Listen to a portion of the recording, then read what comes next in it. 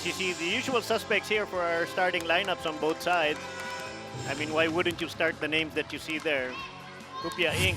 See if she can get going, because every time she gets going, she just hits clear over everybody.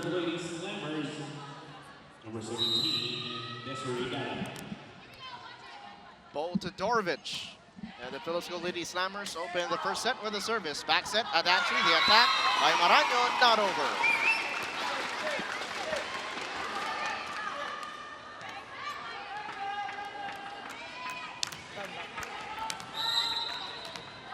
Desiree Dada, National University. Again at the service line. Adachi, this time goes to Rubia Inc. Powerful attack and a stronger finish. Right on cue, no? Rupia Inc. Talaga ibabaw ang palo. Everybody watching, no? As long as you come from up top, only good things happen.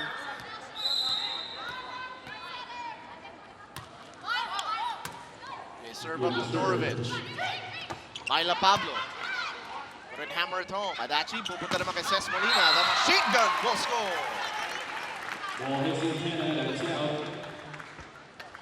Molina just cutting that surgical precision there down the line. The block, taking the ball into the antenna. Kaya outside yan. All guard. Nahuli sa taas ng double block. Balik kay Myla Pablo off the blocker.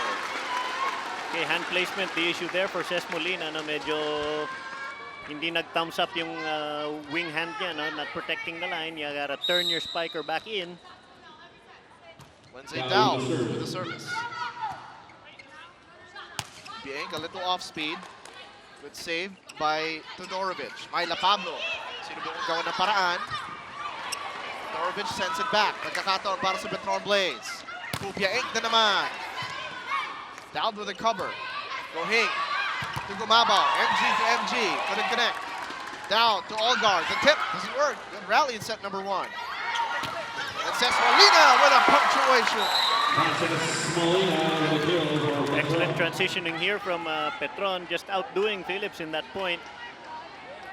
Ano yan, give credit dito kay Ces Molina na she stayed fundamental. Tama yung approach, shoulder square to the net, kaya nakapili ng daanan niya pagpalo.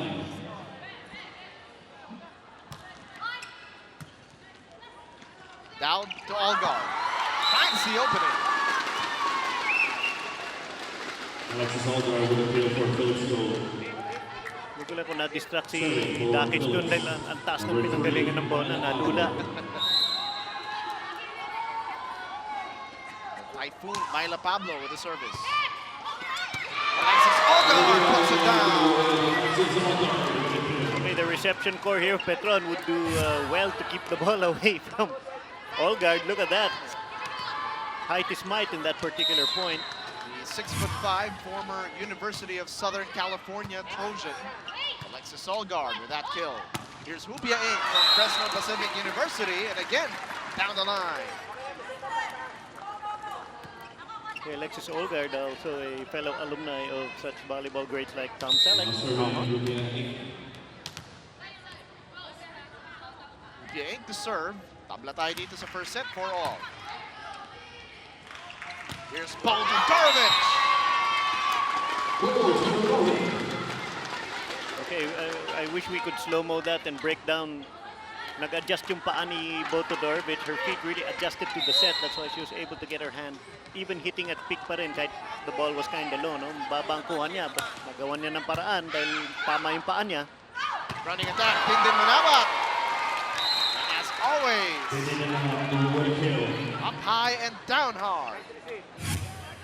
Look at her feet also, no? Napaka-simple ng approach.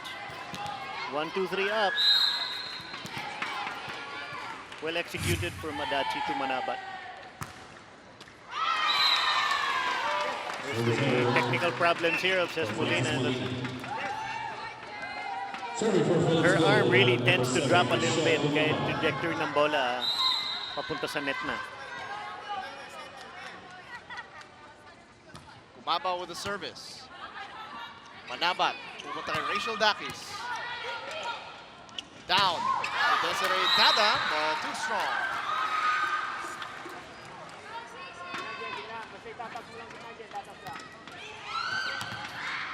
Dadang had 5 points last time out, so they want to get names other than Olgard, Todorovic, and Pablo.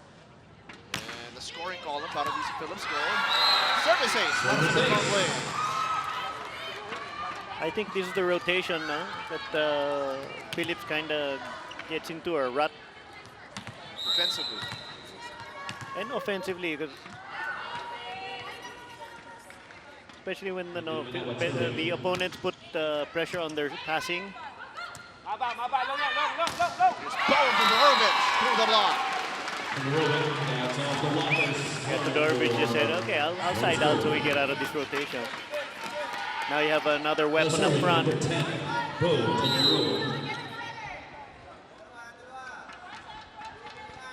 No, I think this is the rotation. This one. Pablo Dadang down sa harap. Maranyo asking for it. Dangis gets it off the combination. Don't go. Yeah, set just a little high there by Erica Adachi. And Phillips goal with a lead heading into the first technical timeout, 8-7. Both setters are kind of wanting to establish their middle because of our philosophy there, James, about, when you control the middle, you control the game. Maganda because it frees up, you have weapons like Rachel Andakis and Ces Molina. On the other side, you have Myla Pablo and Bo Todorovic. You want to really get them isolated one-on-one. Maranyo the tip. Todorovic saves it. Puntay Myla Pablo. Oh, good up by the Petron Blades Spikers. Pagkakataon ulit para sa Phillips. Down off the 1-2. Adachi babalik ang bola. Isa pa para sa Phillips goal. Todorovic from the back row.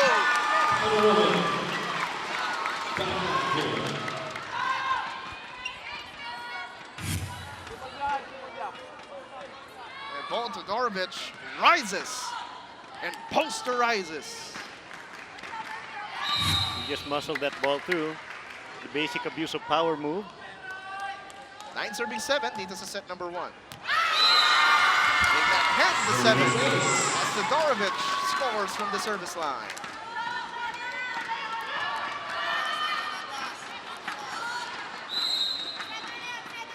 For all you volleyball fans and players out there on the younger side, you notice that there's no quiet time on the court.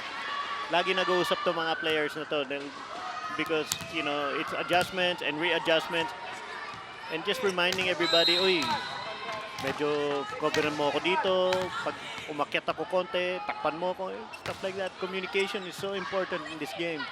Down to Pablo. Oh!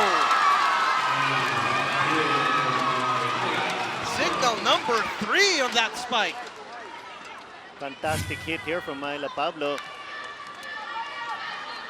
Oh, Myla Pablo, that ball will never be the same. Wow, Erica Adachi just gave her the entire line kasi late yung pivot ni Abby Maranyo.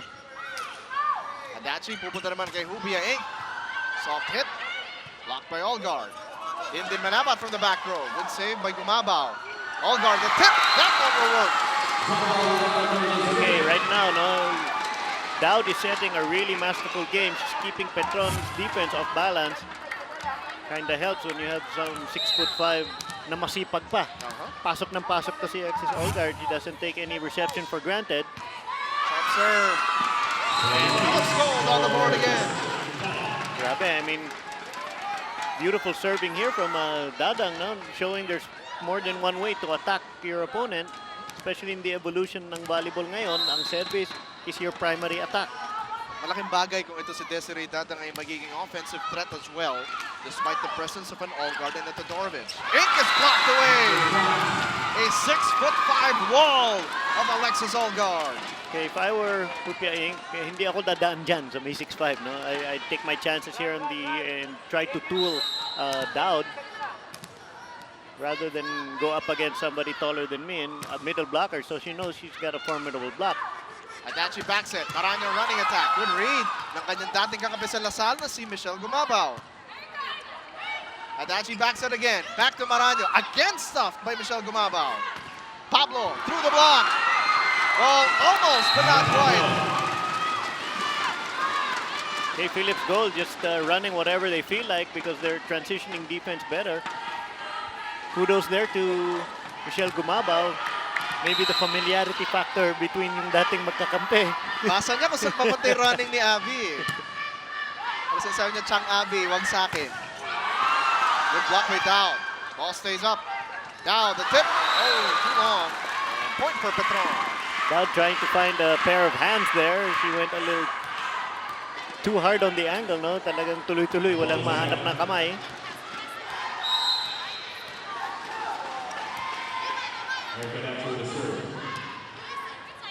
Pablo gets it. Blocked away by Maraño. Maraño the hit. Gumabaw again. Good scrambling defense for both teams. And Petron will get that point. And first referee says check ball. Coach Francis not convinced that the ball, kasi you can judge it dun sa tagsik ng bola, the ball's trajectory when it hits hands. Iba yung trajectory pag gumapang sa net. Oh, Todorovic with a hang time, but couldn't score. Molina off speed, cross court, that's good. Okay, Michelle Gumabaw already with her hand up, penitent na medyo iniwan niya yung zone 1, giving free angle there to Ces Molina. She should take away that, nakatago siya sa shadow ng block.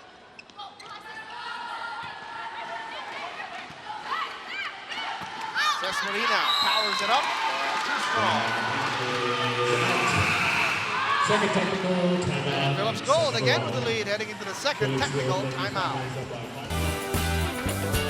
Hi, I'm Alexis Olgard from Spokane, Washington. I'm a middle blocker and play for Phillips Gold Lady Slammers. We're good. The chemistry is good. Everyone is really excited to play. Awesome. I'm surprised. Like, usually when you get on a new team with new players, like, you don't bond as well, but our team is really bonded. Everyone is so friendly. Everyone's been so helpful. I would probably get a job. Hi, I'm Alexis Olgard. Please support PSL Grand Prix and go Lady Slammers. And right on cue, Alexis Olgard gets a block and a kill, protecting the net. Para sa Phillips Gold up big, 17-11. Well, it was a beautiful block. Talagang ang hand placement niya, nowhere to go here for Ces Molina. Straight down. An excellent interview as well, as we got to know the former USC coach and middle blocker. Petron scores a point off the check ball. At ito yung isa sa mga napansin natin dito sa Petron Blaze. This is a team that can really flick the switch. As you see that block by Olgard. They can win big in sets, pero they can also lose big. Tulad na nakita natin kontra sa Photon Tornado sa last time. That's just beautiful setting here. Lisa Dowd just giving Myla Pablo so many angles. Kasi ang ganda ng placement ng set. And Myla Pablo at the service line as we hear from Mela Tunay. James and Tex, earlier I've spoken with the Empress of the Phillips Gold Lady Slammers, starting with Bo Todorovic, who had an excellent performance on their first game against Signal. But when I asked her how she took this loss, she said there's no other feeling she hates than losing, especially when they gave it their all. Pero dinagdag niya din na mabuti na rin nakita nila ang kanilang lapses at an early stage of the tournament at nakaka-adjust pa sila ng maaga, especially when they're going up against defending champions Lady Blaze Pikers today. Ayon naman kay Alexis Olgard, who finished as the Lady Slammers' highest pointer last game, ay kailangan ng team mag-focus pa sa basics, especially on their service eve, in order to bring out their chemistry in executing plays. Back to you, James and Tex. Excellent point. No? The team chemistry dictates the fluidity of the defense. Like we talk about, no? Parang sayaw yung depensa. No? Pag dito ang atake, ganito ang sayaw. Pag dyan ang atake, ganito ang sayaw. Pag nabuhay ng bola, you run yung maganda reception mo, you can really get into a rhythm offensively. Tama yan. Kaya importante rin talaga yung pagkakabond nyo bilang unan. Correct. Be able to execute those dance steps. Unfortunately, too long in service ni Alexis Olgard. Petron looking to catch up.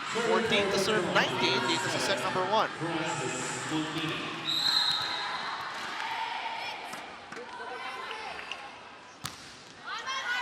They serve up to Dorovic.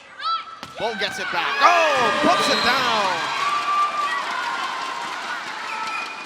You know, everybody's wondering bakit nagpa 5 sets tayo, no? Because, you know, talent-wise, pantay na laban eh. You know, it now becomes a chess match between the coaches, the subtle adjustments, mga intricacies ng game lumalabas na eh. So, all you fans out there, you gotta watch just not the skill set. You gotta watch Now, Dindin Manabat will hit this. Dindin Manabat will hit that, pero hindi siya lagi sa isang pwesto because they have to move their weapons around dahil basang-basa na, they know each other na. So that was short. May pondo pa dito na 5 puntos sa kalamangan ng Philips Gold kontra sa Petron Blaze. Early subs para di sa Petron Blaze. Well, the usual. Dindin Manabat, this serves two purposes now. One is it gives you a reliable defender in the back. Not to take away anything from Dindin Manabat, no? Pero Dindin Manabat, napakasipag na middle blocker. Kaya this also gives her a nice rest. Down. The setup. Todorovic. Blocked away! Abby Maranyo with a clear message to both Todorovic. Hindi mo ko maiiskuran sa sarili kong bayan. Yeah, Todorovic wanted to go high hands, and boy, Abby Maranyo met her up top and said, how about these hands? Pagkakataon para sa Petron. Masangkay, backset. Dakis, Bumelo. Ulis na check ball. Point. For Petron. Yeah, though Todorovic kind of using her head right there. Sayang, no? Pero wala. It's part of the, she's rubbing her nose there. It's okay, Bo. You still look awesome. Despite that facial. Rachel Dakis will test her defense. Bo, the push doesn't work. Masangkay, Maranyo. He was there. Another Lasallian. Stuffing the attack of Abby Maranyo. Todorovic off speed. Reyes all over that back row. Dakis, the dig. And the no finish. First referee says outside. Masyado malinis yung labas ng bola. So the first referee who has the best vantage point in the house for that particular play, wala siya nakitang check ball, kaya tawag niya outside lang. Going back to that play calling by Coach Francis of the timeout. The 3 or the 2 is just the height of the set. Probably testing the maneuverability of the middle blockers of Petron. Cayetano will attack. Down. Todorovic in the back row. Good big by Masangkay. Maranyo's turn. Down the line. Let's go. Well, the center here of Petron, si Ses Masangkay, digging that ball, kind of waving at Todorovic saying, hey, I'm right here.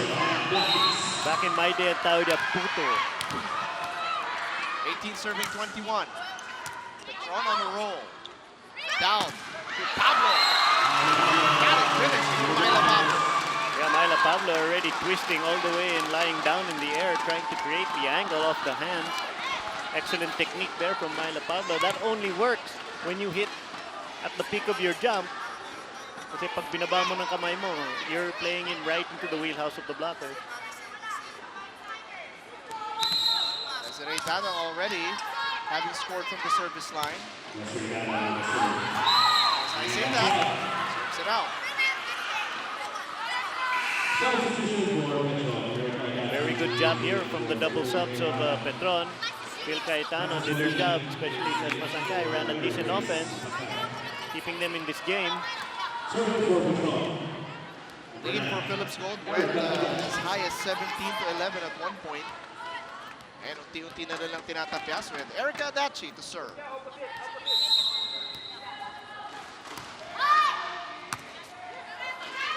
Alexis Olgar, but Mayan Zapata keeps it up. Okay, great save. Down to Olgar. Down trying to establish her middle. Molina cross-court shot. Over. The unfortunate error there, says Molina. Nasa loob siya ng court, hindi siya nakalabas kaagad. And then, kita mo ang middle blocker ng kalaban mo, 6'5", huwag kang dumaan dun. Go to zone 1, down the line. Adachi backs it. Says Molina, blocked up top. Philips Gold doing it defensively with Olgard at the net. And we are at set point in set number 1. Tatawagin it to timeout. So goes George Pasqua.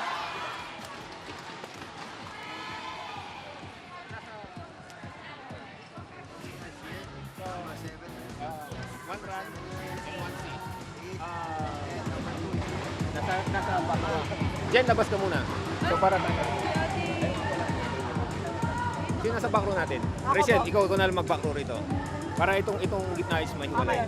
Okay? This is the weakest blocker to both sides. Okay? And then, pag binigay dito, people here, dito ang palo. Not the middle blocker. Okay, Coach Pasqua now creating option from the back row. Wants the spike to get a good full head of steam, no, bago umabot sa blockers. Baka tumilapon.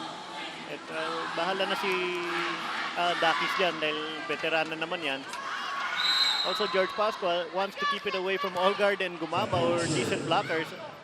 Questioning the blocking of Myla Pablo. I guess against from all of them, that would be the weakest link. Rubia ends on the second try.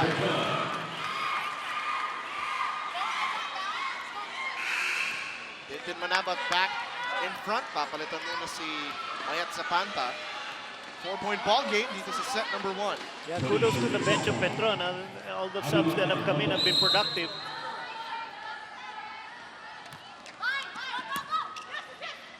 Down to Olgard. And Philips Gold takes set number 1. 25-20 to 6:25. Alexis Olgard leading the way para sa Philips Gold Lady Slammers. Petron Blaze is in a dogfight as we prepare for set number 2 in just a moment.